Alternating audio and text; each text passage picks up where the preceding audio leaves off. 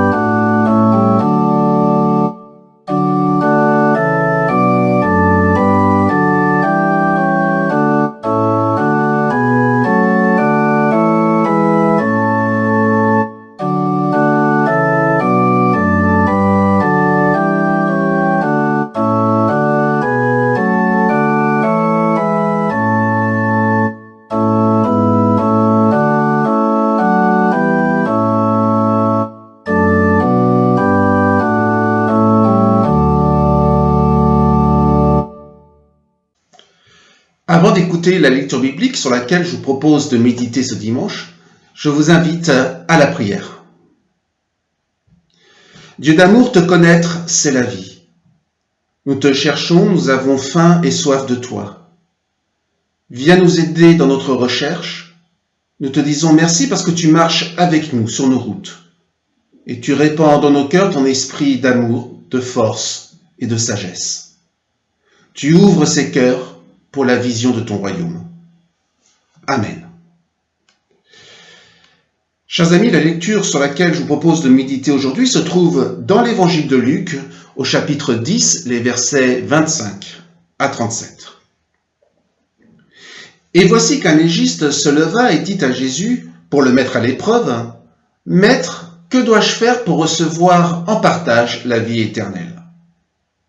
Jésus lui dit, « Dans la loi, qu'est-il écrit?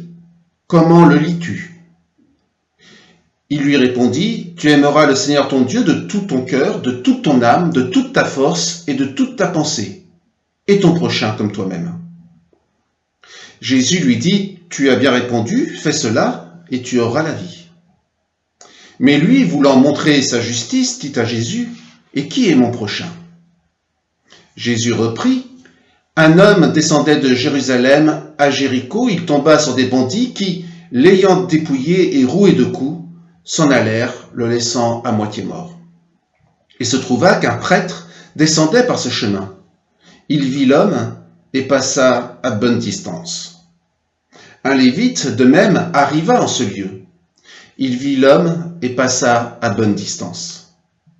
Mais un Samaritain qui était en voyage arriva près de l'homme. Il le vit et fut pris de pitié. Il s'approcha, banda ses plaies en y versant de l'huile et du vin, le chargea sur sa propre monture, le conduisit à une auberge et prit soin de lui. Le lendemain, tirant 2 pièces d'argent, il les donna à l'aubergiste et lui dit « Prends soin de lui, et si tu dépenses quelque chose de plus, c'est moi qui te le rembourserai quand je repasserai. » Lequel des trois, à ton avis, s'est montré le prochain de l'homme qui était tombé sur les bandits?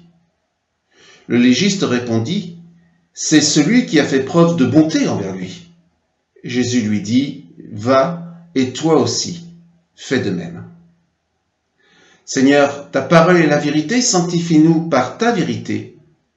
Amen. Chers frères et sœurs, en écoutant l'évangile d'aujourd'hui, vous avez peut-être été tout naturellement pris par l'histoire que Jésus raconte. Elle représente en effet l'un des récits les plus connus de la Bible et nous fait littéralement vibrer, réveillant en nous tant d'émotions. D'abord, un profond sentiment d'incompréhension et de révolte suscité par l'agression du voyageur, et plus encore peut-être par l'indifférence du prêtre et du lévite, 2 hommes de Dieu par-dessus le marché. Puis peut-être nous ressentons de l'admiration et de la sympathie pour le Samaritain. S'ajoute peut-être même une forme de satisfaction en nous identifiant au Samaritain. Moi, c'est sûr que j'aurais fait comme lui, et si la situation se présentait, c'est sûr, je serais venu en aide à cet homme.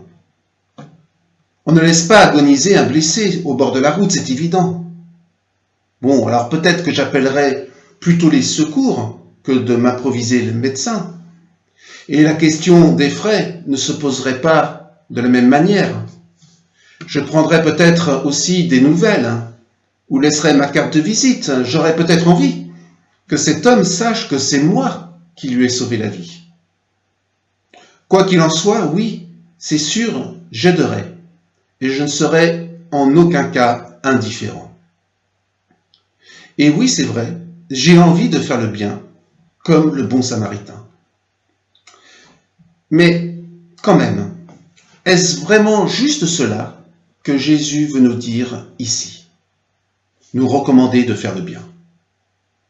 Nous le savons, en ayant recours aux paraboles, Jésus cherche à rendre compréhensible quelque chose de profond, en ayant volontiers recours à des caricatures. Le propos qu'il essaye d'illustrer et de rendre intelligible pour son interlocuteur, avec la parabole du bon Samaritain, se trouve en fait juste avant. Nous l'avons entendu et, pris par l'histoire de ce bon Samaritain, nous l'avons peut-être un peu laissé de côté, ou peut-être même que nous l'avons déjà oublié. Alors je vous propose de laisser pour l'heure le Samaritain de côté et de nous concentrer sur le dialogue entre Jésus et le légiste. C'est à partir de là que nous pourrons revisiter la parabole et y trouver un autre message. Le légiste qui interpelle Jésus a quelque chose derrière la tête. Il veut lui tendre un piège, le mettre dans l'embarras, ou peut-être même le ridiculiser. Bref, il cherche à nuire Jésus, et probablement à profiter de la situation pour se rendre intéressant auprès des autres.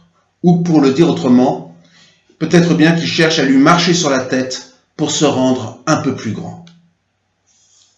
La déférence dans laquelle il emballe son interpellation, très sérieuse et très spirituelle, qualifiant Jésus de maître, nous montre que c'est un parfait faucheton, un hypocrite de première.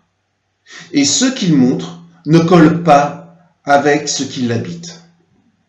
Mais il met tout en œuvre pour parvenir à ses fins, aux dépens de Jésus, sans se mouiller d'une quelconque manière, sans risquer de se mettre lui-même en échec.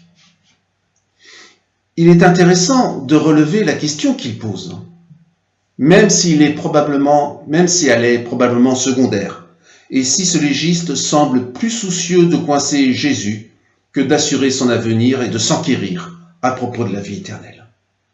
Maître, que dois-je faire pour recevoir en partage la vie éternelle? Que dois-je faire pour recevoir?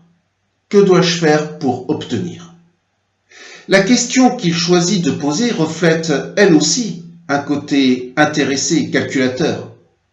Et apparemment, cet homme fonctionne comme ça. Même face à Dieu, il se retrouve dans cette logique. Faire pour obtenir. En l'occurrence, faire pour obtenir la vie éternelle, l'immortalité. Faire pour en arriver à ses fins. Faire quelque chose pour gagner quelque chose, pour lui. Et Jésus répond par une question qui amène le parfait connaisseur des Écritures à formuler lui-même « Tu aimeras le Seigneur ton Dieu de tout ton cœur, de toute ton âme, de toute ta force et de toute ta pensée, et tu aimeras ton prochain comme toi-même. » Le légiste, il sait. Il connaît les Écritures sur le bout des doigts. Il les enseigne même aux autres et il y consacre sa vie. Mais apparemment, il ne les intègre pas. Tu aimeras le Seigneur ton Dieu de tout ton cœur, de toute ton âme, de toute ta force et de toute ta pensée. Et la répétition du mot « tout » associé au cœur, à l'âme, à la force et à la pensée exprime l'importance d'être entier, d'être en vérité. Nous pourrions aussi dire d'être unifié. Ce que précisément le légiste n'est pas. Il est dans le calcul et dans un jeu de manipulation. Il est intérieurement divisé, dans le sens où ce en quoi il croit ne correspond pas à ce qui l'anime, et que ce qui l'anime ne correspond pas à ce qu'il montre. Il calcule, mettant en œuvre un faire qui lui permettrait d'obtenir ce qu'il veut. Tu aimeras ton prochain comme toi-même. Là aussi, ça ne colle pas. Parce que lorsque je suis intérieurement divisé, ou encore lorsque je ne suis pas en vérité, au fond, c'est que je ne m'aime pas et que je ne me respecte pas. Et si je ne m'aime pas et ne me respecte pas, je ne peux pas aimer ni respecter les autres. Je leur montre un visage qui ne correspond pas à ce que je suis. J'essaie d'obtenir leur reconnaissance, de me faire aimer, pour pallier à l'amour que moi-même, je n'arrive pas à me donner. Mais c'est en vain. En somme, aux stratégies du légiste visant à faire un mauvais coup à Jésus, pour au passage susciter de la reconnaissance et l'admiration des autres, à la logique du faire désincarné pour parvenir à ses fins jusqu'à l'ultime fin, celle de la vie éternelle, les Écritures opposent l'être. L'être entier, unifié, en vérité. Un être relié, qui se reçoit d'un autre et devient à même de s'aimer et d'aimer les autres. Fais cela et tu vivras. Autrement dit, mets ta confiance en Dieu plutôt que de rechercher des fers opportunistes desquels tu peux tirer ton épingle du jeu. Sois relié à Dieu, à toi-même et aux autres, et cela dans une relation vivante. non pas pour chercher à obtenir un jour la vie éternelle, comme un dû, mais pour que tu vives ta vie, une vie alors au goût d'éternité, ici et maintenant. Tel est prix qu'il croyait prendre. Mais le légiste, déstabilisé et désarçonné par la personne de Jésus, ce Jésus entier, en vérité, pleinement homme, puisqu'il est le Fils, ce légiste ne renonce pas et remonte en selle. Il veut avoir le dernier mot. Qui est mon prochain? Décidément, il n'arrive pas à sortir de sa logique. Je veux être le meilleur, je veux briller aux yeux des autres. Je veux avoir le dernier mot. Je fais quelque chose pour obtenir quelque chose en retour. Et là encore, un piège. La compréhension du prochain s'avérait en effet plutôt restrictive et concernait plus particulièrement les personnes appartenant au peuple d'Israël. Avec sa parabole, Jésus lui tend littéralement la main dans le sens d'une prise de conscience en mettant en scène deux personnages aussi divisés et calculateurs que lui, le prêtre et le lévite, deux hommes qui se nourrissent des Écritures et se consacrent au service de Dieu, mais qui, malgré cela, manifestent un égoïsme outrancier et ne correspondent ni avec leur identité, ni avec leurs convictions. Eux aussi, ils connaissent bien les textes. Ceux qui mentionnent qu'un contact avec un cadavre rend impur. Plus pragmatiquement, ils n'ont peut-être ni le temps ni l'envie de se charger d'un fardeau. Ainsi, pouvoir se donner bonne conscience avec un passage des Écritures, eh bien, ça les arrange probablement. Voilà donc jusqu'où le fonctionnement du légiste peut mener, jusqu'à l'indifférence la plus crasse et à l'égoïsme le plus sordide. À l'opposé, le Samaritain est entier et s'engage pleinement dans ce qu'il fait. Il ne se pose pas de questions et ne cherche ni reconnaissance ni merci. Droit dans ses bottes et apparemment bien dans sa tête, il agit sans compter, sans calculer, sans escompter un retour sur investissement. Il agit de manière naturelle et spontanée. Il est plein d'humanité. Qui est mon prochain? Demande le légiste. Sa parole amène Jésus à tourner la question différemment. Lequel des trois, à ton avis, s'est montré le prochain de l'homme qui était tombé sur les bandits? De manière subtile et très audacieuse, il évite ainsi d'entrer dans le jeu de son interlocuteur, tout en ouvrant l'horizon du prochain, avec la mention du marginal, de celui que l'on méprise, le Samaritain. Mais plus fondamentalement, Jésus nous amène là aussi du faire à l'être. Aimer son prochain ne se concrétise pas dans un bien faire dont bénéficie un autre, et dont au passage on peut s'enorgueillir, mais dans le fait de se rendre soi-même proche, d'être là, entier, en vérité, comme le Samaritain. Et là, il n'y a plus à discuter, à calculer et à vouloir se faire bien voir. Le bon surgit comme le fruit pousse sur l'arbre. Être chrétien, c'est aimer son prochain et faire le bien. Vraiment? Affirmer cela revient au fond à limiter le christianisme à une morale. Et nous le savons, chers frères et sœurs, aimer, ça ne se commande pas. Faire du bien à autrui ne se programme pas comme une bonne résolution. Et c'est certainement encore plus compliqué vis-à-vis de soi-même. Or, il s'agit d'aimer son prochain comme soi-même. Alors, au terme de cette prédication, j'aurais donc envie de dire non. Être chrétien, ce n'est pas d'abord aimer son prochain comme soi-même et faire le bien.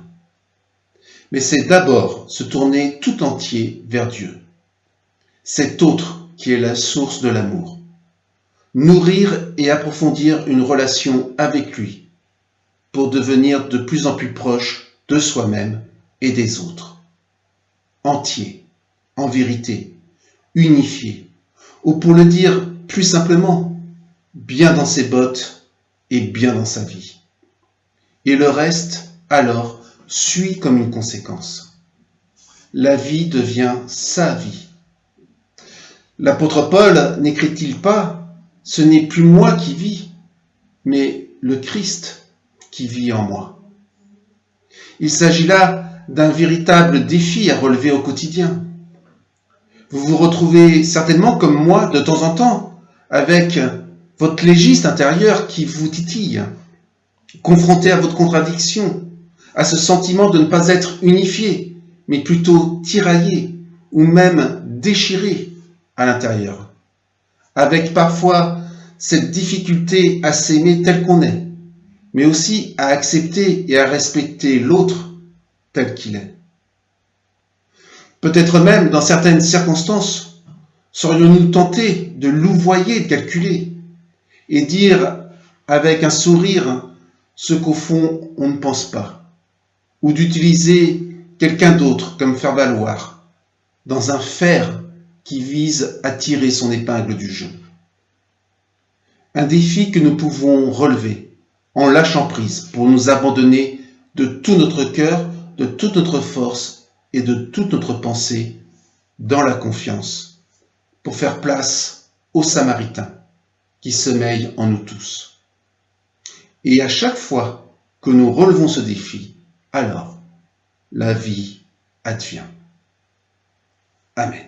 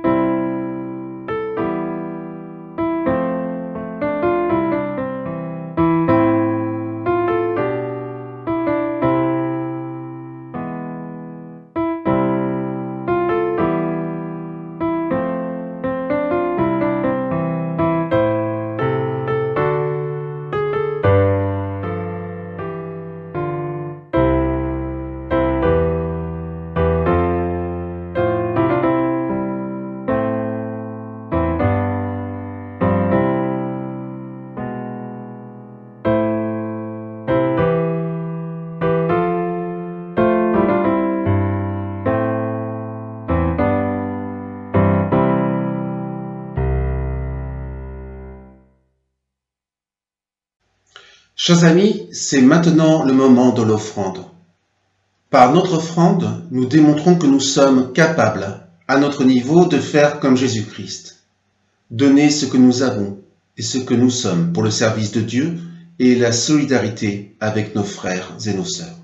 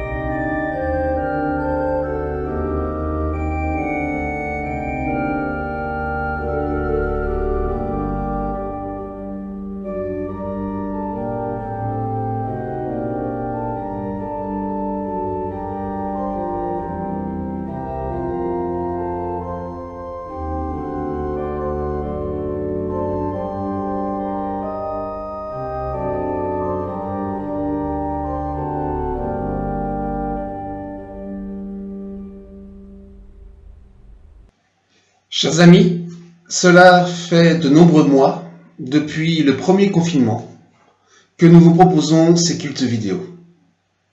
Aujourd'hui, notre pays se déconfine et c'est heureux. Mais vous le savez, l'Église ne peut se satisfaire et survivre à des pratiques distancielles. Aujourd'hui, c'est donc le dernier culte à distance que je partage avec vous. Il est temps de se revoir, il est temps de se retrouver.